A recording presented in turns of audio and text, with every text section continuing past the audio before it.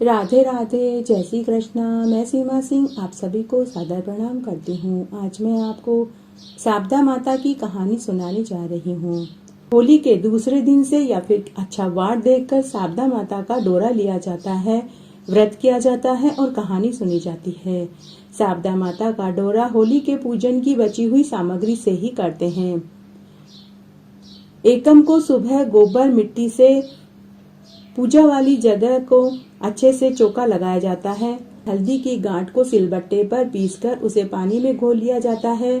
फिर कुकड़ी से 17 और 19 तार की लच्छी बनाई जाती है, जिसमें विषम संख्या में गांठें लगाई जाती है, जैसे 11, 13 और 15। फिर जितनी गांठें लगाई जाती है उतने ही जौ के दाने रखकर उनकी पूजा की जाती है। चावल और मूंग से डोरों को जिमाया जाता है। जल का छींटा दिया जाता है। उसके बाद कक्कू का छींटा दिया जाता है। फिर मेहंदी लच्छा चढ़ाया जाता है और जल का छींटा दिया जाता है। जितने तार का डोरा लिया जाता है उतने ही आंखें हाथ में लेकर कहानी सुनी जाती है। आइए अब हम शारदा माता की कहानी सुनते हैं। एक राजा थे, उनकी पत्नी का नाम दमयंती था। एक दिन महल के नीचे एक बुढ़िया माई आई, जो शारदा माता का डोरा बांट रही थी और कहानी सुना रही थी। वहाँ बहुत भीड़ हो रही थी। सभी औरतें डोरा ले रही थी और बुढ़िया माई से कहानी सुन रही थी। तब रानी ने ऊपर महल में से देखा तो दासी से कहा कि अरे दासी, तुम महल के नीचे जाकर देखो कि यह बुढ़िया माई क्या बांट रही है और क्या कहानी सुना रही है। दासी देख कर आई और बोली कि हे रानी माँ, वह बुढ़िया माई शारदा माता का डोरा बांट रही है और कहानी सुना रही है। कह रही है इससे घर में धन लक्ष्मी आती है।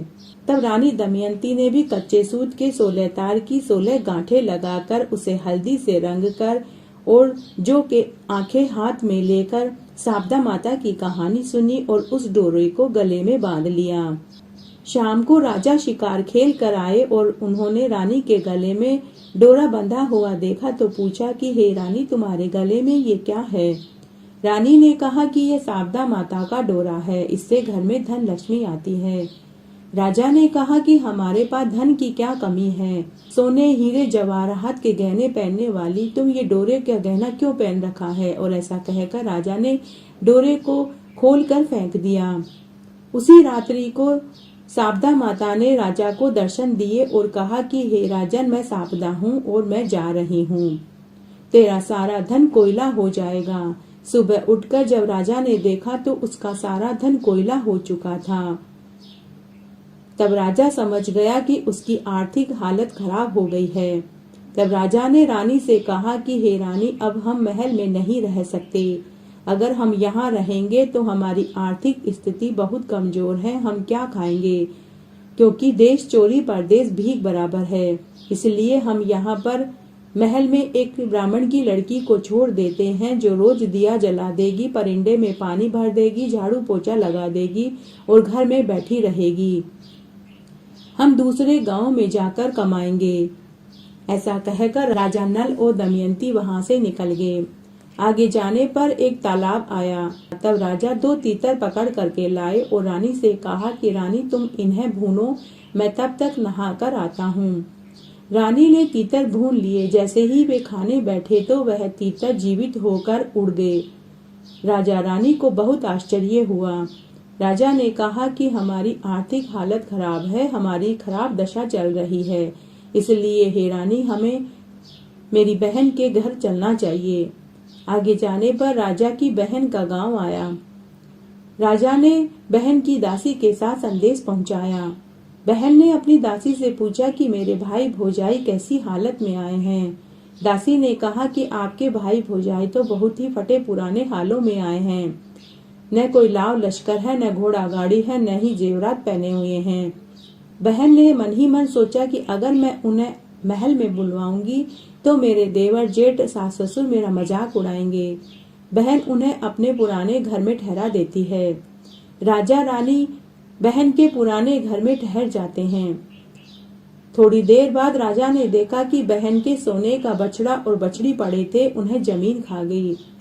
राजा रानी से बोला कि रानी, हमें यहाँ से भी आगे चलना पड़ेगा, नहीं तो हमारे ऊपर चोरी का इल्जाम लग जाएगा।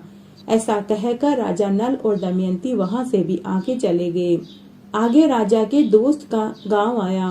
राजा ने अपने दोस्त के पास भी एक दूत भेजकर संदेश भिजवाया। दोस्त ने पूछा कि मेरा राजा नल कैसी हालत में आया है। दूत ने कहा कि वे बहुत ही फटे पुराने हालों में आए हैं। तब दोस्त ने उन्हें अपने पुराने महल में ठहरा दिया।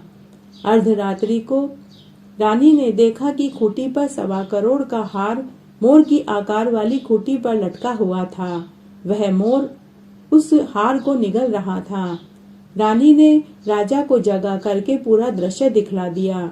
तब राजा रानी से बोला कि रानी, हमें यहाँ से भी आगे चलना पड़ेगा, नहीं तो हमारे ऊपर हार चोरी का इल्जाम लगेगा। रानी ने कहा कि अब हम किसी के भी घर नहीं जाएंगे, हम जंगल में लकड़ी काटकर बेचकर ही हम अपना पेट भर लेंगे। राजा को यह उपाय अच्छा लगा। तब वह एक सूखे बगीचे में पहुंचे, जो उनके पहुंचते ही वह हरा भरा हो गया।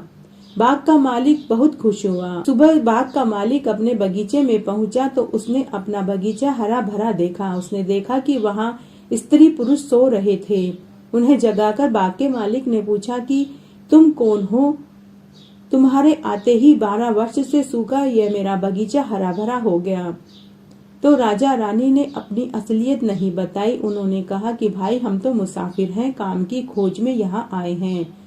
तब माली और मालन ने राजा नल और दमयंती को अपने यहाँ काम पर रख लिया। माली ने रानी से कहा कि तुम रोज फूलों की माला बना करके बेच आया करो। इस तरह राजा फूल तोड़ने लगा और रानी फूलों की माला बना करके बाजार में बेचने लगी। एक दिन बाग की मालिन कथा सुन रही थी और डोरा ले रही थी। रानी ने पूछा कि यह क्या है? तो मालिन ने कहा कि यह साबदा का डोरा है। रानी ने भी वहीं बैठकर साबदा का डोरा लिया और कहानी सुनी और फिर उसे गले में बांध लिया। शाम को राजा ने अपनी पत्नी से पूछा कि यह डोरा कैसे बांध रखा है? तो रानी बोली कि यह वही डोरा है जिसको आपने तोड़कर फेंक दिया था। उसी कारण हमारे घर से साबदा देवी नाराज होकर चली गई। रानी ने राजा से कहा कि यदि साबदा माँ सच्ची है तो फिर से हमारे दिन पहले जैसे हो जाएंगे। उसी रात को राजा को स्वप्न आया। उसमें 2 स्त्रियां थी। एक कह रही थी, हे राजन, मैं जा रही हूँ, और दूसरी कह रही थी, हे राजन, मैं तेरे वापस आ रही हूँ। राजा ने दोनों स्त्रियों से नाम पूछा तो एक ने अपना नाम लक्ष्मी बताया तो दूसरी ने अपना नाम दरिद्रता बताया। तब राजा ने पूछा कि मुझे कैसे पता चलेगा?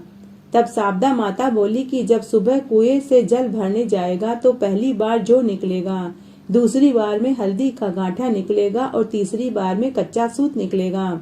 दूसरे दिन राजा कुएं पर पानी भरने गया। कुएं पर पानी भरने लगा तो पहली बार में जो निकले, दूसरी बार में हल्दी का गांठा और तीसरी बार में कच्चा सूत निकला। तब राजा और रानी ने वहीं बैठकर साबदा माता का डोरा लिया, कहानी सुनी और व्रत किया। साबदा माता उनके ऊपर टूटी और उन्हें खूब सारा धन दौलत दिया। फिर राजा रानी से बोले कि अब हमारे 12 वर्ष पूरे हो गए हैं और हमारे अच्छे दिन आ गए हैं, इसलिए अब हमें अपने घर वापस जाना चाहिए। तब मालिन ने उन्हें बहुत सा धन देकर विदा किया। वहां से वे अपने दोस्त के यहाँ पहुँचे।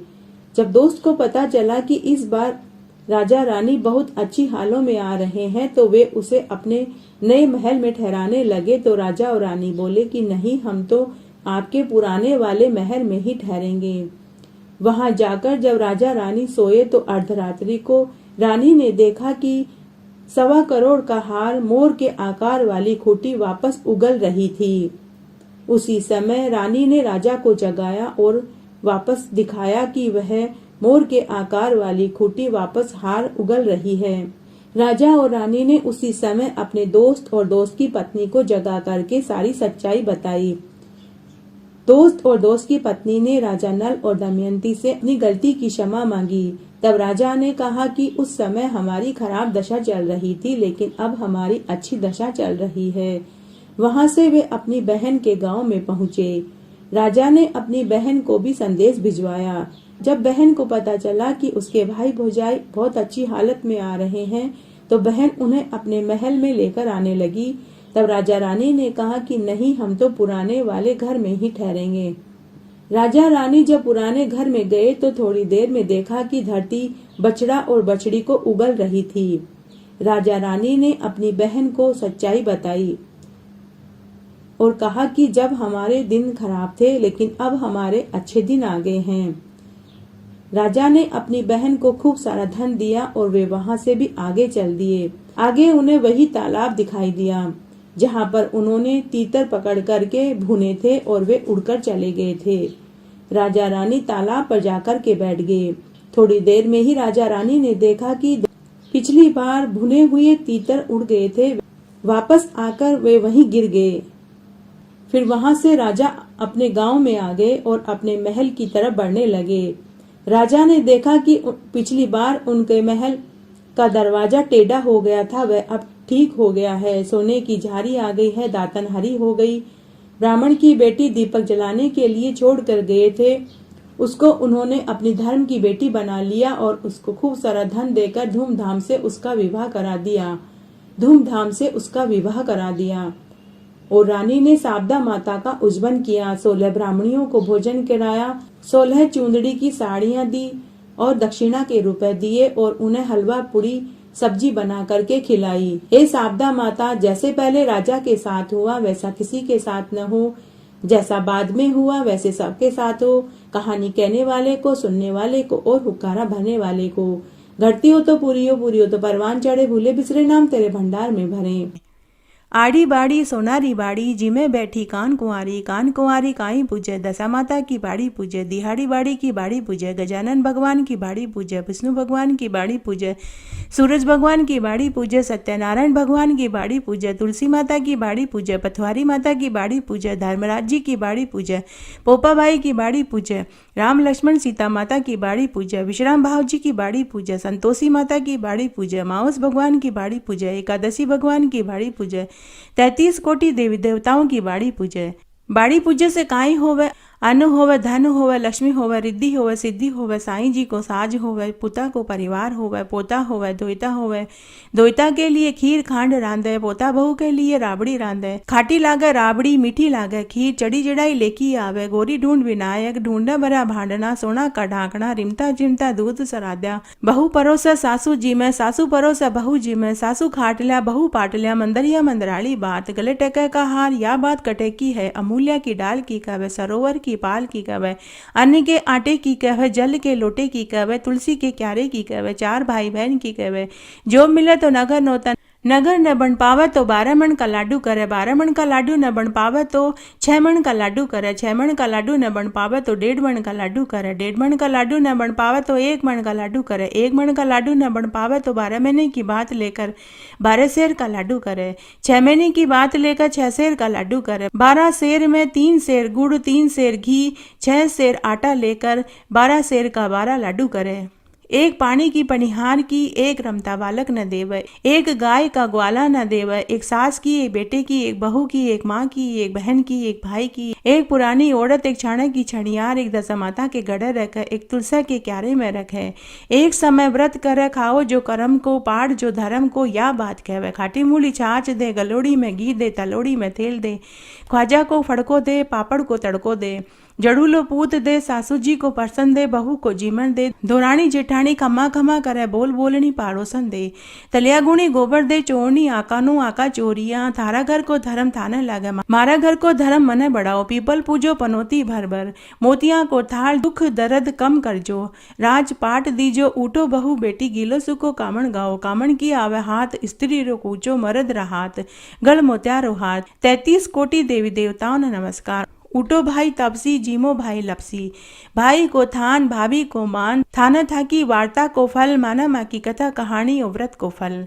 घटती हो तो पूरी हो तो परवान चढ़े, भूले बिसरे नाम तेरे भंडार में भरे। अगर आपने दशा माता का व्रत किया है और दशा माता का डोरा ले रहे हैं तो आपको भी कहानी सुननी चाहिए। आइए अब हम दशा माता के व्रत की राजा नल और दमयंती वाली कहानी सुनते हैं। एक बार की बात है, राजा नल और दमयंती थे। दमयंती रानी ने दशा माता का डोरा लिया और गले में बांध लिया। तब शाम को राजा शिकार खेल कर आए तो आते ही उन्होंने अपनी रानी से पूछा कि अरे रानी, तुमने ये गले में डोरा क्यों पहन रखा है? तब रानी ने उत्तर दिया कि महाराज, यह तो दशामाता का डोरा है। राजा ने दशामाता के डोरे को रानी के गले से तोड़कर फेंक दिया, जिससे दशामाता क्रोधित हो गई। उसी रात्रि को दशामाता ने राजा को स्वप्न में आकर के कहा कि अरे राजा, तेरी अच्छी दशा जा रही है और बुरी दशा आ रही है। राजा ने स्वप्न में ही पूछा कि हे माते, मुझे कैसे मालूम होगा? तब दशामाता ने कहा कि हे राजा, जब तेरी इच्छा खली खाने की हो और रानी की इच्छा चने खाने की हो तो समझ जाना तेरी बुरी दशा शुरू हो गई है। इस तरह समय बीतने लगा। जब दशामाता का दिन आया तो राजा अपने दरबार में बैठे हुए थे। उसी समय राजा नल को खली खाने की इच्छा हुई। राजा ने अपने सेवकों से कहा कि अरे कोई है क्या? तो सेवक बोले कि हे महाराज, आप हुक्म दीजिए, एक क्या 21,000 सेवक आपकी सेवा में हाजिर हो जाएंगे। तब राजा ने सेवक से कहा कि कोई जाओ और मेरे लिए खली लेकर आओ।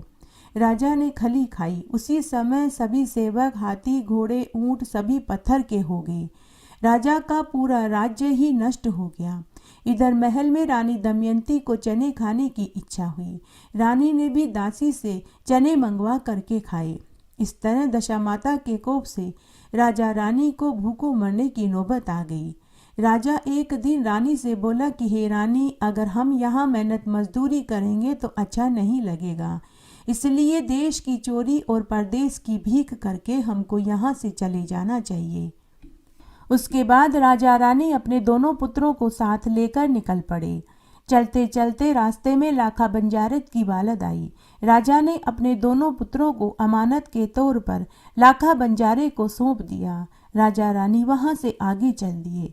आगे जाने पर राजा के मित्र का गांव आया। राजा ने रानी से कहा कि चलो रानी, हम हमारे मित्र के यहाँ रुकते हैं। मित्र ने अपने दोस्त राजा रानी का खूब आव भगत और सत्कार किया। तरह तरह के पकवान बनाकर के खिलाए। मित्र ने अपने कक्ष में राजा रानी को सुला दिया। उसी कमरे में मित्र की पत्नी का 1.25 करोड़ का हार एक मोर की आकार की खूंटी पर टंगा हुआ था। वह मोर के आकार की खूंटी थी। मध्यरात्रि में रानी को चरचर की आवाज सुनाई दी। रानी की नींद खुल गई तो उसने देखा कि मोर के आकार वाली खूंटी राजा के मित्र की पत्नी का 1.25 करोड़ का हार निगल रही थी। रानी ने तुरंत राजा को जगा करके यह दृश्य दिखाया। यह देखकर राजा रानी वहां से भी आगे चल दिए। राजा ने रानी से कहा कि हे रानी, अब हम यहाँ नहीं रुक सकते, नहीं तो हार चोरी का इल्जाम हमारे ही ऊपर लगेगा। यह सब कुछ दशामाता के अपमान के कारण हो रहा था। प्रातः मित्र की पत्नी अपने पति से बोली कि आपका मित्र मेरा 1.25 करोड़ का हार चुराकर रात्रि में ही भाग गए हैं। मित्र ने अपनी पत्नी से कहा कि हे भगवान, मेरा राजा मित्र ऐसा नहीं कर सकता। वो तुम्हारा हार चुरा कर के भला क्यों लेकर जाएंगे? समय आने पर इसका हमें पता चल जाएगा। उसके बाद राजा रानी वहां से आगे चल दिए। आगे जाने पर माली के बगीचे में पहुंचे। इन दोनों के वहां पहुंचते ही वह अच्छी फुलवारी मुरझा गई। सारी धूप सूख गई, फूल पत्ते सूख गए और सभी पेड़ मुरझा गए। तब मालन बोली कि ऐसा न जाने कौन अपशकुनी आया है कि मेरा पूरा बगीचा ही सूख गया है। जब राजा रानी ने यह सुना तो राजा रानी वहां से भी आगे निकल गए। आगे वे एक कुम्हार के घर गए। उस कुम्हार के चाक पर सोने के कलश उतरते थे। जब राजा रानी की नजर पड़ी तो उसके चाक पर से टूटे फूटे मिट्टी के कलश उतरने लगे। यह देखकर कुम्हार भी बोला कि न जाने कौन अपशकुनी आया है कि मेरे चाक पर से टूटे फूटे मिट्टी के कलश उतर रहे हैं। ऐसा सुनते ही राजा रानी को बहुत दुख हुआ। राजा रानी वहां से भी आगे चल दिए। आगे राजा रानी एक गौली के घर पहुंचे। उस गौली की गाय 1.25 घड़ा दूध रोज देती थी, लेकिन जैसे ही राजा रानी की नजर पड़ी तो गाय ने दूध देना ही बंद कर दिया। तब गौली ने कहा कि न जाने कौन अपशकुनी ने मेरी गाय पर नजर लगा दी कि मेरी गाय ने दूध देना ही बंद कर दिया। जब राजा रानी ने यह सुना तो उन्हें महान दुख हुआ। राजा रानी समझ गए कि यह सब कुछ दशामाता के प्रकोप से हो रहा है। राजा रानी को वहां से भी आगे चलना पड़ा। चलते चलते राजा अपनी बहन के गांव में पहुंचे। गांव के बाहर पनघट पर राजा ने अपनी बहन की दासी के साथ खबर भिजवाई कि मेरी बहन से जाकर के कहो कि उनके भाई भौजाई आए हैं। दासी भागी भागी राजा की बहन के पास गई और बोली कि आपके भाई भौजाई आए हैं। बहन ने दासी से पूछा कि मेरे भाई भौजाई कैसी दशा में हैं। दासी ने कहा कि बहुत बुरी दशा में हैं, बाल बिखरे हुए हैं, कपड़े फटे हुए हैं, चप्पल टूटी हुई है। यह सुनकर राजा की बहन एक थाली में रोटी और कांदा लेकर अपने भाई भाभी से मिलने पनघट पर ही पहुंच गई। भाई ने अपने हिस्से की रोटी और कांदा तो खा लिया, लेकिन भाभी ने अपने हिस्से की रोटी और कांदा वहीं पनघट पर खड्डा खोद कर धरती में गाड़ दिया। उसके बाद वे वहां से भी आगे चल दिए। आगे जाने पर वे एक गांव में पहुंची। वहां का सेठ पूरे गांव को भोजन करा रहा था। राजा ने रानी से कहा कि हे रानी, तुम नदी से मछलियां पकड़ कर के भूनो, तब तक मैं भोजन की पत्तल लेकर आता हूँ। रानी ने नदी में से मछलियां पकड़ी और उनको भूनने के लिए बैठ गई, लेकिन भाग्य और दशा माता के कोप से पानी में लहर आई और भुनी हुई सारी मछलियां जीवित होकर पानी में चली गई। उधर राजा भोजन की पत्तल लेकर आ रहा था कि अचानक एक चील ने झपटा मारा और पत्तल लेकर उड़ गई। चील के झपट्टा मारने से एक चावल का दाना राजा की मूंछ पर चिपक गया। राजा को खाली हाथ और मूंछ पर चावल चिपका हुआ देखकर रानी के मन में आया कि राजा ही सारा भोजन खुद ही खा गए हैं। उधर नदी के किनारे रानी को खाली बैठा हुआ देखकर राजा मनी मन सोचने लगा कि रानी सारी मछलियां खुद ही खा गई, लेकिन किसी ने एक दूसरे को कुछ नहीं कहा। उसके बाद वे वहां से भी आगे चल दिए। चलते चलते दोनों रानी दमयंती के मायके में पहुंच गए। दोनों ने अपना वेश और नाम बदल करके वहां जाकर नौकरी की गुहार लगाई। तब राजा को घोड़े की गुड़साल में और रानी को रानी माता के श्रृंगार की नौकरी मिल गई। राजा रानी दोनों वहां नौकरी करने लगे। इस तरह 1 साल व्यतीत हो गया। फिर से दशा माता का दिन आया। तब रानी दमयंती राजा नल से बोली कि हे महाराज, आज की कमाई से भोजन बनाने का सामान लेकर के आना। आज हम लोग महल में भोजन नहीं करेंगे। आज हम दशा माता का पूजन करेंगे और व्रत करेंगे। राजा भोजन का सभी सामान ले आया। तब रानी दमयंती ने भोजन बनाया और दशा माता का पूजन किया। जब रानी दमयंती महल में अन्य रानियों के साथ दशा माता का पूजन कर रही थी, पीपल के पेड़ की परिक्रमा कर रही थी, तो दमयंती के पैर से कक्कू के पैर बन रहे थे। यह देखकर अन्य रानियां अपना पैर बताने लगी, लेकिन दमयंती की माता ने कहा कि सभी रुक जाओ, हम एक एक करके परिक्रमा लगाएंगे, तभी पता चलेगा कि यह कक्कू के पैर किसके बन रहे हैं। क्योंकि रानी दमयंती को उसके माता पिता बचपन में कक्कू कहकर पुकारते थे। एक एक करके सभी दासियों ने पीपल के पेड़ की परिक्रमा करी तो यह पाया कि कक्कू के पैर दासी दमयंती के बन रहे हैं। पूजन करने के बाद रानी दमयंती और राजा नल ने बगीचे में बैठकर दशा माता का व्रत खोला। राजा भोजन करने के पश्चात कुछ देर के लिए वहीं जमीन पर सो गया। तभी राजा को स्वप्न में दशा माता ने आकर दर्शन दिया और कहा कि हे राजा, तेरी बुरी दशा जा रही है और अच्छी दशा आ रही है। थोड़ी देर के बाद राजा की नींद खुल गई। नींद खुलते ही राजा ने रानी दमयंती को अपने स्वप्न वाली बात बताई। तब राजा नल ने रानी दमयंती से कहा कि हे रानी, अब हमारी अच्छी दशा आ गई है, इसलिए हम अपने नगर को वापस जाएंगे। उसके बाद राजा नल और रानी दमयंती ने महल में जाकर अपना हिसाब करने को कहा। उसी समय दमयंती ने अपनी माँ से कहा कि माँ, मैं ही आपकी दमयंती हूँ, मैं ही आपकी कक्कू हूँ। तब माता ने कहा कि बेटी, यह बात तुम पहले ही बता देती तो तुम्हें इतनी बुरी दशा में नहीं रहना पड़ता। तब रानी दमयंती अपनी माँ से बोली कि माँ, उस समय हमारी बुरी दशा चल रही थी, अब हमारी अच्छी दशा आ गई है, इसलिए हम अपने नगर को वापस जाएंगे। उसके बाद रानी दमयंती के माता पिता ने उसे खूब सारा धन, लाव लश्कर, हाथी, घोड़े, ऊंट आदि देकर अपनी बेटी और दामाद को विदा कर दिया। सारा सामान लेकर राजा नल और रानी दमयंती अपने घर की ओर चल दिए। रास्ते में वही जगह आई जहां रानी ने मछलियों को भूना था और राजा के हाथ से चील पत्तल लेकर उड़ गई थी। दोनों ने देखा कि नदी में से भुनी हुई मछलियां वापस नदी के किनारे आ गई और चील भी भोजन की पत्तल रख कर चली गई। तब रानी दमयंती राजा नल से बोली कि हे महाराज, आपने मन में सोचा होगा कि सारी मछलियां मैं अकेले ही खा गई। तब राजा नल ने भी अपनी रानी से कहा कि हे रानी, तुमने भी तो यही सोचा होगा कि भोजन की पत्तल मैं अकेले ही खा गया।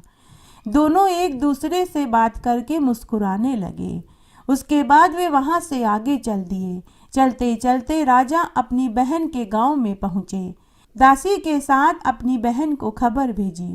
दासी भागी भागी राजा की बहन के पास गई और बोली कि आपके भाई भौजाई आए हैं। बहन ने दासी से पूछा कि मेरे भाई भौजाई कैसी दशा में आ रहे हैं। तो दासी ने कहा कि आपके भाई भौजाई बहुत अच्छी दशा में आ रहे हैं। खूब सारा धन दौलत लेकर लाव लश्कर हाथी घोड़े ऊंट पर सवार होकर आ रहे हैं।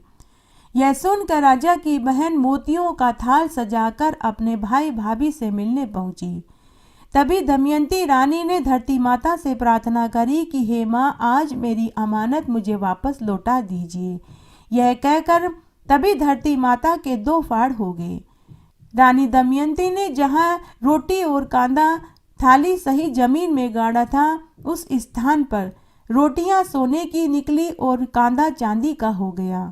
ये दोनों चीजें रानी दमयंती ने अपनी ननद को दी और वे वहां से भी आगे चल दिए। वहां से चलकर राजा रानी गौली के यहाँ पहुंचे।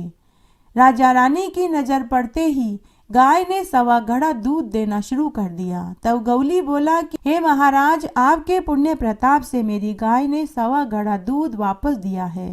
पहले न जाने कौन अपशकुनी आया था कि मेरी गाय ने 1.25 घड़ा दूध देना ही बंद कर दिया था। तब राजा नल ने गौली से कहा कि अरे भाई, पहले भी हम ही आए थे, तब हमारी बुरी दशा चल रही थी, लेकिन अब हमारी अच्छी दशा चल रही है। गौली के यहाँ से चलकर राजा अपने मित्र के घर पहुँचे।